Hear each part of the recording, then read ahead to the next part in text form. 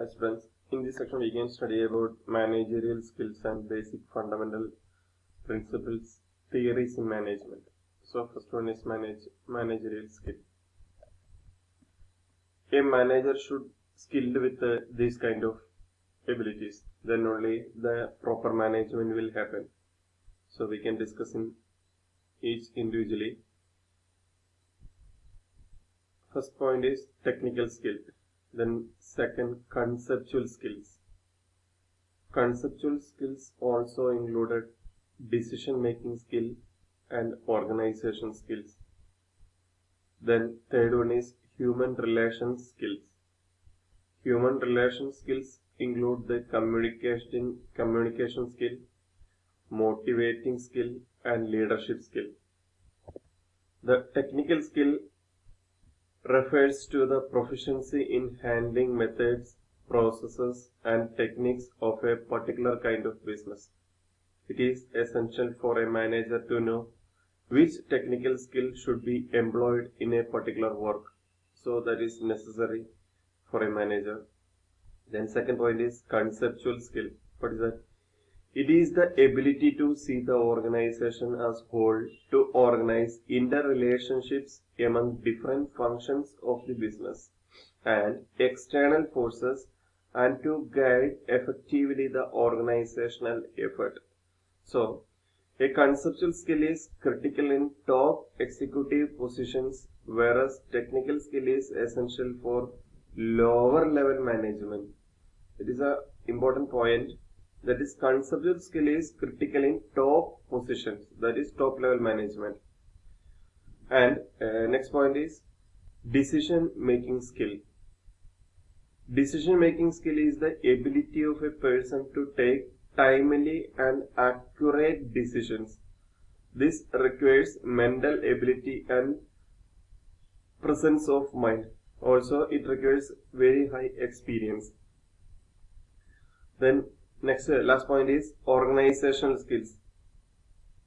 Means ability to place the right people for the right job.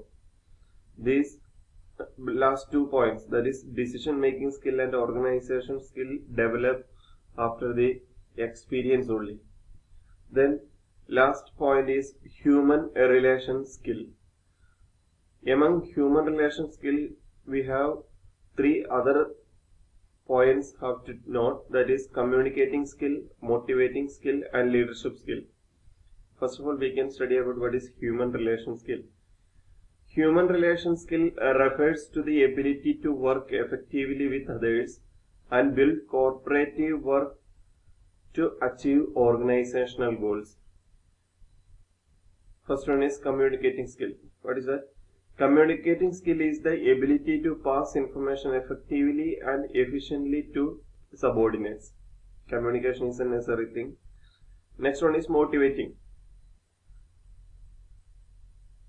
This is the ability to inspire the employee to do what the manager want them to do. The method may be positive or negative.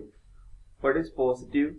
That is, you can give any reward, incentive, promotion, etc. These are the positive motivation. Also, if is there any punishment or threat, etc., that will be a negative motivation.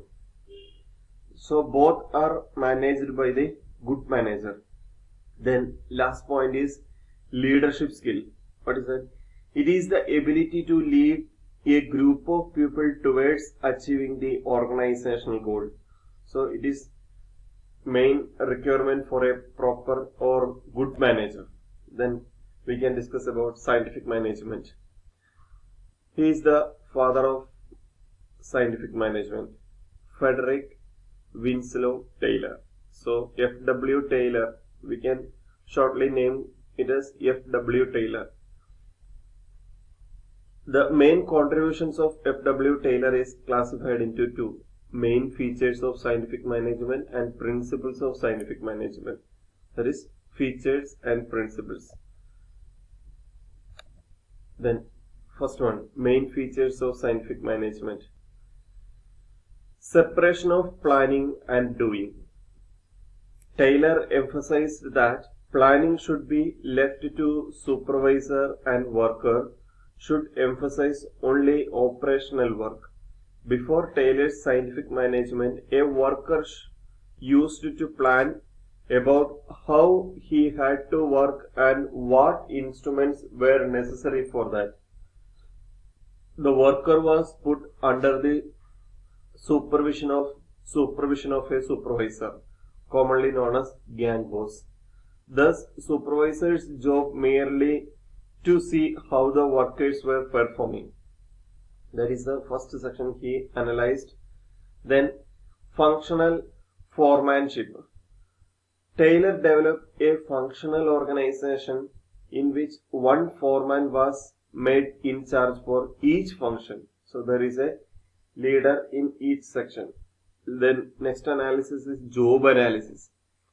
Job analysis is done to find out one best way of doing the thing. The best way of doing a job is one which requires at least movements, consequently less time and cost. So least movement, consequently less time and cost. Main area. The best way can be determined by conducting time study, motion study and fatigue study. Then he explained what is a time study. Find out the least time required to complete a movement. Motion study is the study to find out necessary movements required to complete the job by eliminating all the unnecessary movements. Then last one, that is fatigue study. The amount and frequency of rest are required in completing the work. Then according to scientific management, features on scientific management.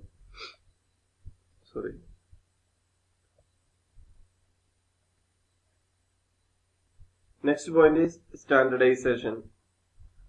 As far as possible, standardization should be maintained in respect of instruments and tools, periods of work, amount of work, working condition, cost of production, etc.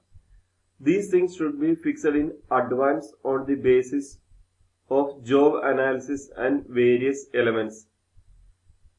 Fifth point, scientific relation and training of work. Some change in the word, that is scientific is full with SCIENTIFC.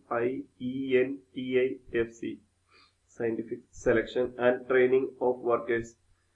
He suggested that workers should be selected on scientific basis by considering their education, work experience, aptitude, physical strength, etc. A worker should be given a work for which he is physically and technically most suitable.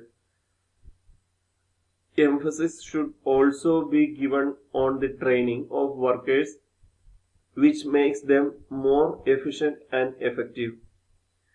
Then next point is financial incentive.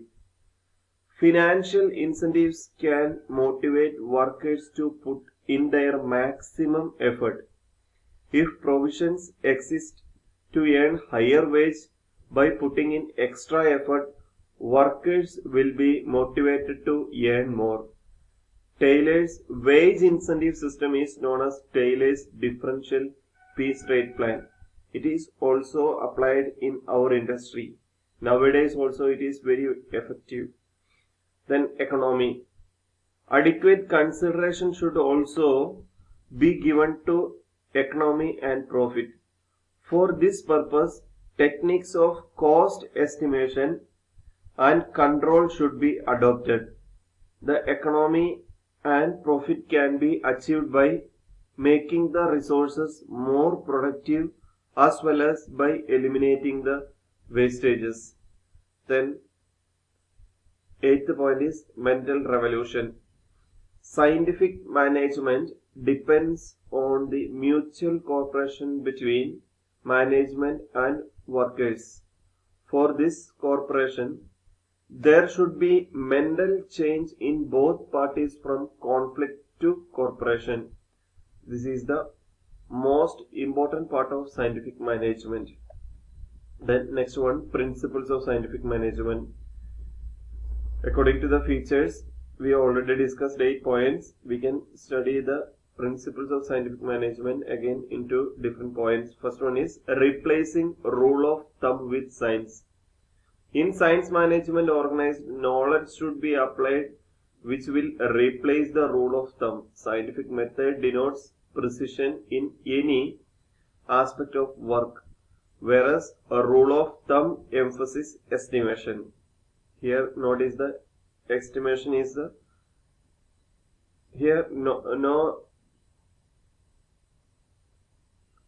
the estimation will not work properly. That he said. Then next point, harmony in group action. Attempts should be made to obtain harmony in group action rather than discard. Group harmony suggests that there should be mutual give and take situation and proper understanding so that group as a whole contributes to the maximum. Cooperation. Scientific management involves achieving cooperation rather than individualism. It is based on mutual confidence, cooperating and goodwill. For one is maximum output. Scientific management involves continuous increase in production and productivity instead of a restricted production either by management or by worker. Then next point, development of workers. All workers should be developed to fulfill or fullest extent possible for their own and for the company's highest prosperity. Development of workers requires their scientific selection and providing them training at the workplace.